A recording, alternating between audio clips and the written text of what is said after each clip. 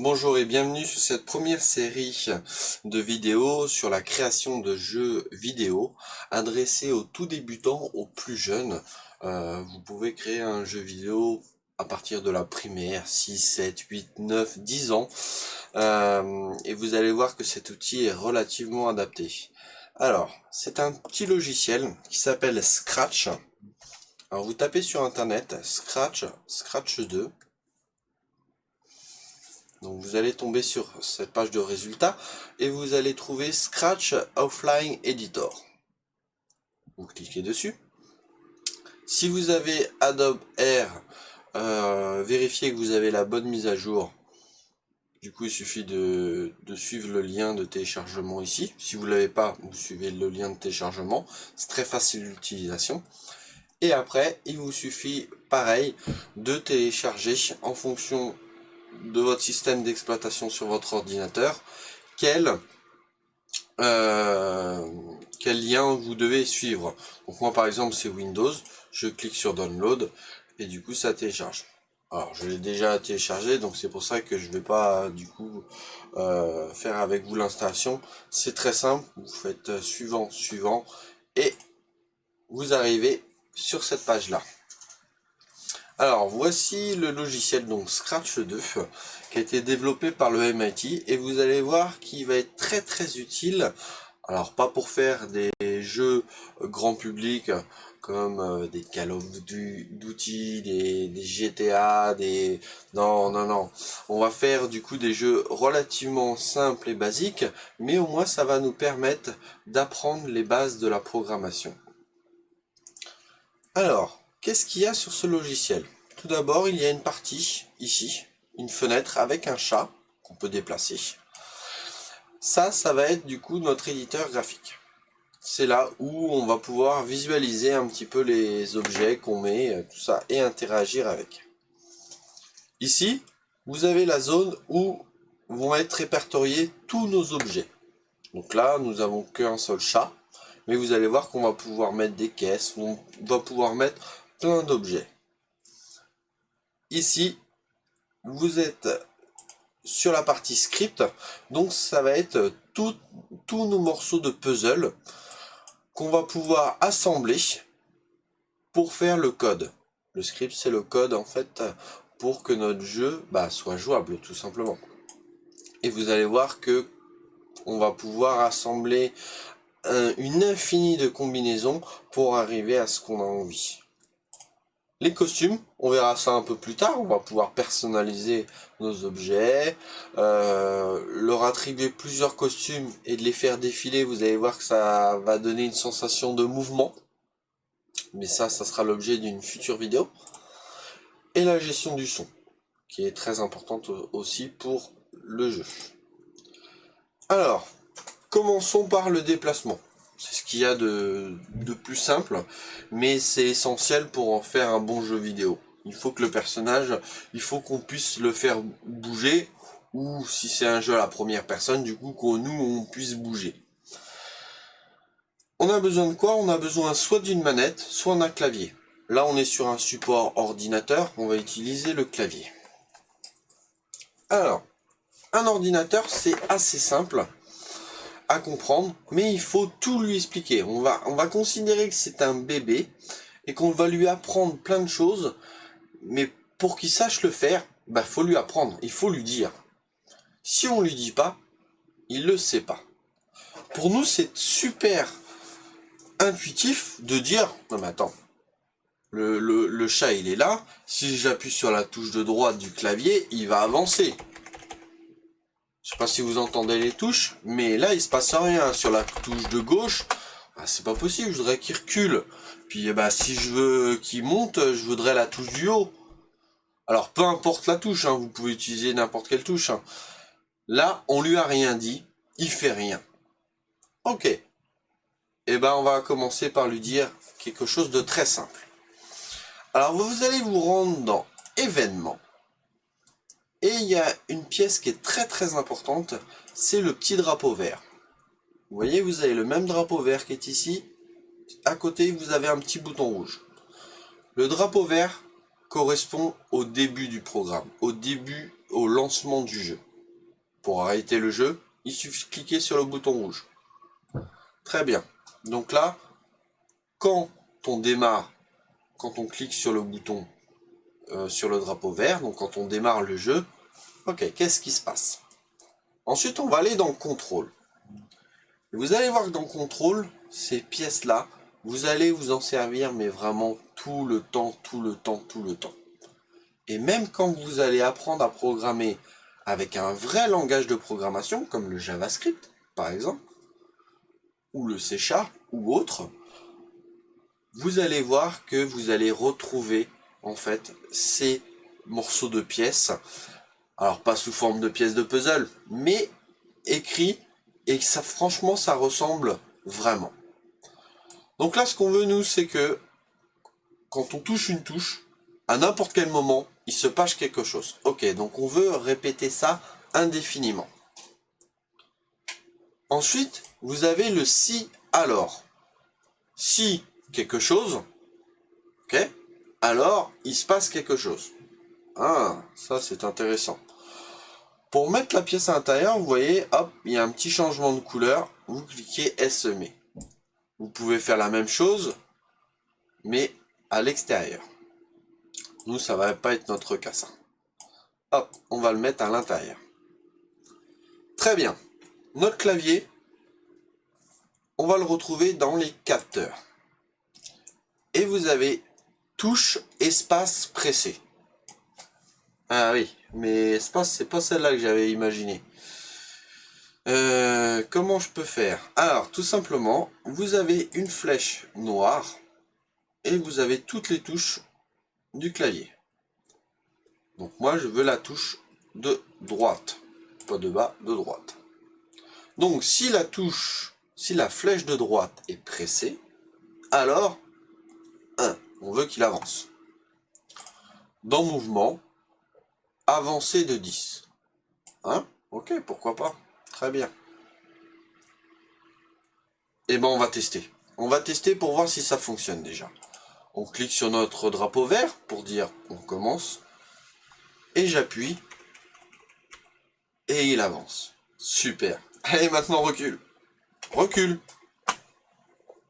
Ah bah oui. Je lui ai dit d'avancer, je lui ai jamais dit de reculer. Donc il faut qu'on refasse la même chose.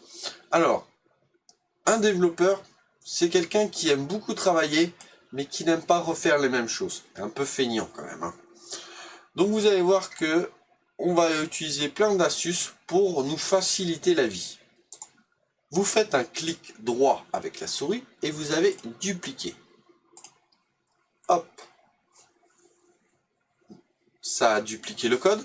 Là, dans ce cas-là, j'ai juste appuyé sur la flèche noire, touche de gauche. Pour enlever le morceau de puzzle, on a juste à le basculer. Et il va s'effacer automatiquement. Et là, je cherche reculer, reculer, reculer, reculer. J'ai pas reculé. Bon, je vais pas vous laisser mijoter pour dire ah bah il n'y a pas reculé, ah bah je laisse tomber, j'abandonne. Non, n'abandonnez surtout pas. Il y a toujours une solution.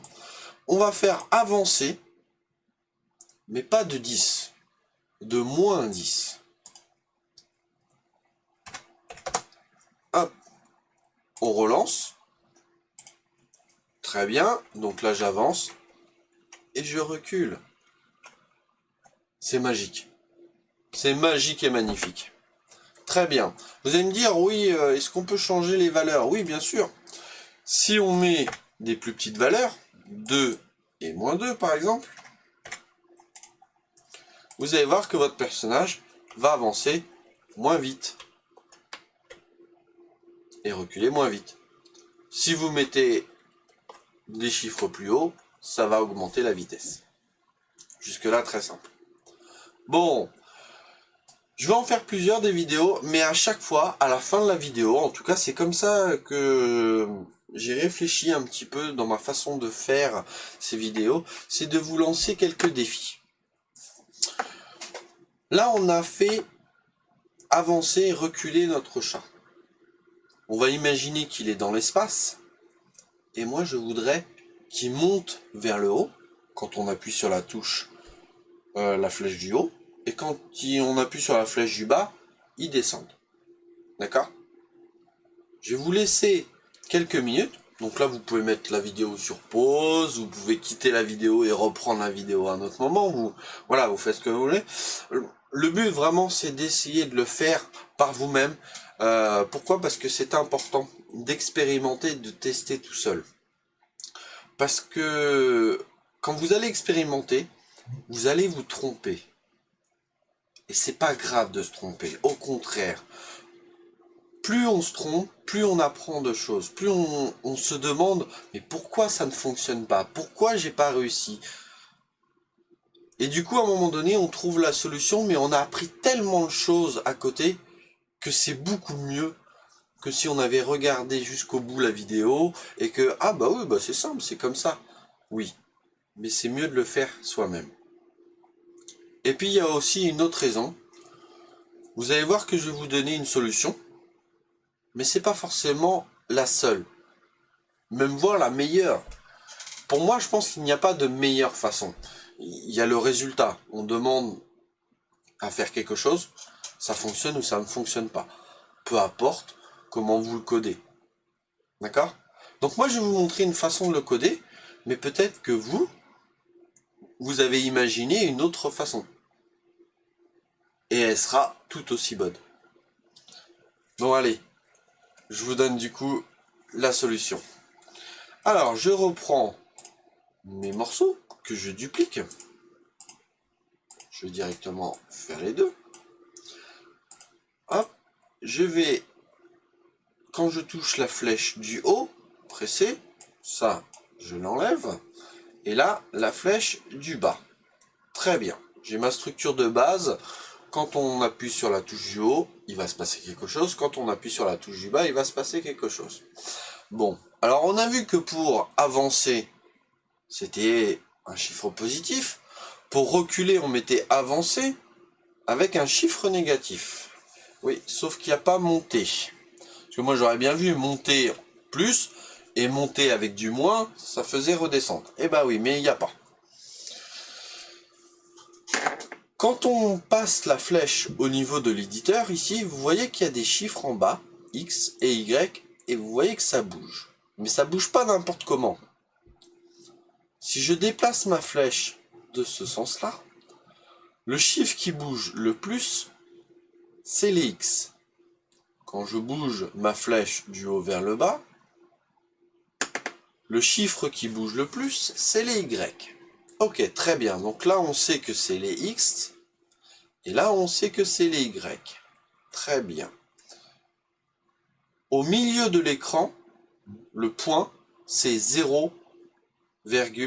Donc 0x, 0y. Très bien. Donc là, si je cherche, alors je ne peux pas forcément le trouver. Alors, tac, non. J'essaye, mais pas longtemps. Hein. Ah, j'étais presque. Yes, je l'ai. Il est là, 0, 0. Donc si je me déplace vers la droite, c'est le chiffre des X qui augmente. Si je me déplace vers la gauche, il fait moins, du coup, un chiffre. Et ça augmente. Moins 30, moins 40, moins 50. Très bien. Ça, c'est ce qu'on avait vu, du coup, avec avancer et avancer avec du moins. Maintenant, les Y, si on monte notre flèche, les Y augmentent. Si on descend, les Y baissent. Ah, ça c'est intéressant. C'est intéressant pourquoi? Parce que vous avez ajouté 10 à Y. Ah, alors on va prendre ça. Pour le haut, on ajoute 10. Oui, ça va augmenter, donc très bien, il va monter. Pour le bas, on va mettre moins 10. Très bien. Je lance.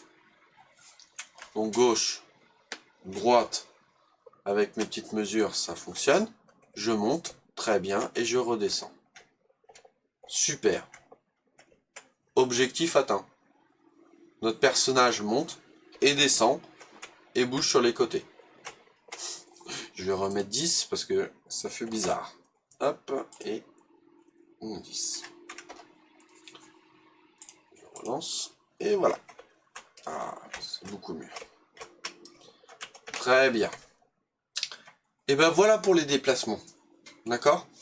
La prochaine fois, du coup, on verra un autre sujet. Mais vraiment, essayez, essayez des choses. Essayez de déplacer des morceaux de puzzle en disant si je mets ça là, est-ce que ça a fonctionné? Est-ce que... Testez un maximum. Vous allez faire des erreurs. Votre programme va pas forcément fonctionner ou pas fonctionner à la perfection. Mais c'est en cherchant du coup à corriger ces erreurs que vraiment vous allez apprendre. Allez, sur ce, entraînez-vous et à une prochaine du coup sur un autre sujet, toujours avec notre petit chat. Allez, à bientôt. Ciao.